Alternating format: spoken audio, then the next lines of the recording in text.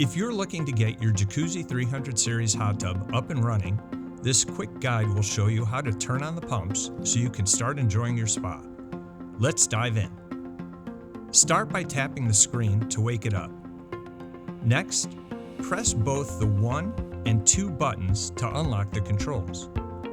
Press the pump icon for the pump settings. To start the first pump, tap the Pump 1 icon.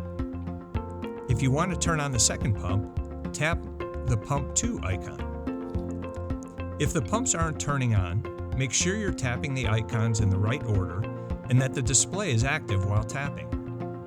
Sometimes the screen might go into sleep mode again, so be sure to activate it. That's all there is to it.